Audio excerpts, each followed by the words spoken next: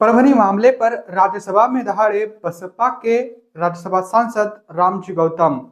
जी हाँ साथियों, मैं सागर ननी और आप देख रहे हैं प्रबुद्ध भारत टीवी। अगर आपने हमारे चैनल को अब तक सब्सक्राइब नहीं किया है तो कृपया हमारे चैनल को सब्सक्राइब करें और बेल आइकन को दबाकर ऑल पर क्लिक करें। साथ ही हमारी इस रिपोर्ट को अपने दोस्त परिवार और रिश्तेदारों में शेयर करना भी ना भूलें। दरअसल आपको बता दूं कि 2-3 दिन पहले महाराष्ट्र के परभनी में एक बहुत बड़ा हादसा कहूंगा मैं, जो देखने को मिला, जिसमें बाबा साहेब की प्रतिमा के साथ साथ संविधान की जो प्रतिकृति थी उसको क्षतिग्रस्त कुछ मनुवादी मानसिकता वाले लोगों की ओर से की गई थी। यह मुद्दा पूरे महाराष्ट्र में, परभनी के साथ पूरे महाराष्ट्र में और बाद में पूरे देश में इस तरह से फैला, जिसका विरोध जो है वो अम्बेडकरी समुदाय की ओर से खुले तौर पर किया गया। बता दूं कि इसमें पुलिस के द्वारा लाठीचार्ज भी किया गया, क्योंकि बहुत से ऐसे लोग थे जो अम्बेडकराइट होने की मतलब आड़ में लोगों के घर में घुसकर उन्होंने मारपीट की, कुछ बसों को जलाया और वहां पर हिंसा को भड़का दिया। लेकिन इसके बाद पुलिस के द्वारा जो कॉम्बिंग की गई उसमें घर घर में घुसकर लोगों को निकाला गया, पीटा गया और एक घटना जो है वो वहां पर घटी, जिसमें पुलिस की कस्टडी में सोमनाथ सूर्यवंशी एक जो युवा था उसकी पीट पीट कर हत्या कर दी गई, जो कि जब रिपोर्ट सामने आई डॉक्टरों के माध्यम से तो ये पता चला। बता दो कि सोमनाथ सूर्यवंशी के मौत के बाद वहां पर काफी तनाव मतलब देखने को मिला और पूरे महाराष्ट्र में इसका विरोध हुआ।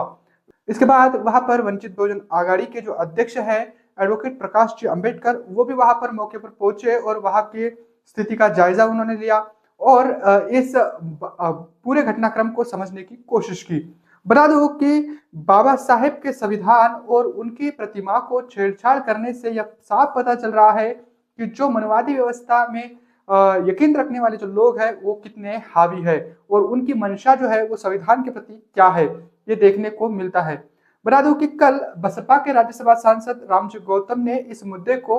राष्ट्रीय स्तर पर उठाया और राज्यसभा में इस मुद्दे को उठाते हुए उन्होंने कहा कि आज देश में जो है वो अफरा तफरी का माहौल है और संविधान के प्रति एक जहर उगलने का काम जो है वो यहाँ के प्रस्तावित लोगों की ओर से किया जा रहा है। कुछ मनुवादी मानसिकता वाले लोगों ने संविधान के प्रति को वहां पर क्षतिग्रस्त किया, इस बात का जिक्र उन्होंने किया और परभनी में सोमनाथ सूर्यवंशी की जो मौत हुई है इसके पीछे भी कई सारे वजह जो है वो उन्होंने बताने का काम किया। बता दो कि संविधान को सर पर ढोकर चलने वाले कांग्रेस हो या फिर सत्ता पक्ष हो, वो केवल बाबा साहेब के नाम का उपयोग करके अपनी राजनीतिक रोटियां सेकने का काम कर रही है और संविधान को अपने सर पर ढोकर कांग्रेस भी केवल वोट बटोरने का काम कर रही है। लेकिन जब कभी भी संविधान पर आज आती है तो संविधान के पक्ष में केवल जो उसको मानने वाला वर्ग है, ज्यादातर एससी कैटेगरी के लोग वही सड़कों पर उतरते हैं और उसका विरोध करते हैं। इससे यह साफ पता चलता है कि अलग अलग कैटेगरी के लोगों ने संविधान को अब तक स्वीकार नहीं किया है। इसी वजह से आपको बता दूं कि जो घटना जो परभनी में घटी महाराष्ट्र के, उस पर काफी बड़ा बवाल हुआ और इसमें एक युवा की जान भी गई। कल उसके अंतिम संस्कार में कई पार्टियों के जो नेता है वहां पर पहुंचे, खासतौर पर वंचित बहुजन आघाड़ी के प्रकाश अंबेडकर। इस मुद्दे पर बसपा सुप्रीमो ने भी ट्वीट करके इसका संज्ञान लिया और ये जो घटना है ये काफी शर्मनाक है, इसका जिक्र भी उन्होंने किया था। लेकिन कल राज्यसभा में बसपा के राज्यसभा सांसद रामजी गौतम, इन्होंने इस मुद्दे को उठाते हुए कहा कि अगर ऐसा ही चलता रहा तो फिर हम संविधान के प्रति लोगों में अवेयरनेस कैसे बढ़ाएंगे और संविधान के रक्षक जो कि वहां पर गए हुए थे उन पर ही अगर लाठीचार्ज होता है तो फिर प्रशासन पर भी बड़े सवाल उठते हैं, क्योंकि पुलिस द्वारा पीटने के बाद ही उसकी पुलिस कस्टडी में ही मौत हुई। तो ये भी एक बड़ा सवाल है। कई सारे सवाल ऐसे उठ रहे हैं जो कि पुलिस के भेष में कई लोग आकर मारपीट करने के आरोप भी जनता की ओर से लग रहे हैं, तोड़फोड़ के जो आरोप है वो भी उस पर लग रहे हैं। एक बड़ा सवाल और उठ रहा है कि ईवीएम के मुद्दे को लेकर जनता में एक सजगता ना बढ़े, इसके लिए इस मुद्दे को उठाया गया और एक साजिश के तहत इसको अंजाम दिया गया, ऐसे आरोप भी अब जनता की ओर से लग रहे हैं। लेकिन वही है कि जब तक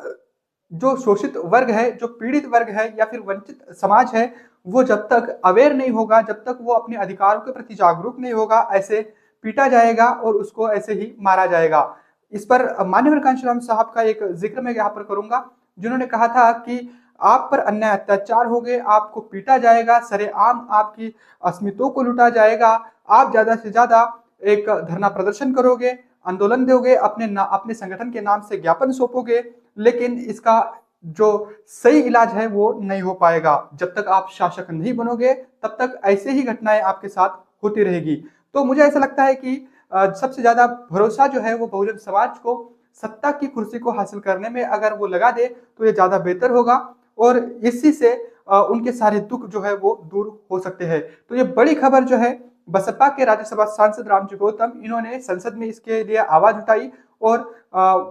केंद्र सरकार और यहाँ की राज्य सरकार से यह अपील की कि वो इस मुद्दे को जल्द से जल्द संज्ञान में ले, और जिसमें इसमें जो लोग मतलब सही दोषी है उनके ऊपर सख्त से सख्त कानूनी कार्रवाई भी करे। तो ये बड़ा मुद्दा जो है वो महाराष्ट्र में देखने को मिल रहा है। हाल ही में बता दूं आपको कि देवेंद्र फडणवीस के नेतृत्व में यहाँ पर गवर्नमेंट स्थापित हुई है, और जब भी कभी भाजपा की गवर्नमेंट आती है तो सबसे पहले ऐसी घटनाएं देखी जाती है। ये इत्तेफाक है या कोई साजिश, ये तो वक्त ही बताएगा। लेकिन इस घटना को लेकर आपकी क्या कुछ राय है, कमेंट करके हमें जरूर बताएं। बने रहे प्रबुद्ध भारत टीवी के साथ।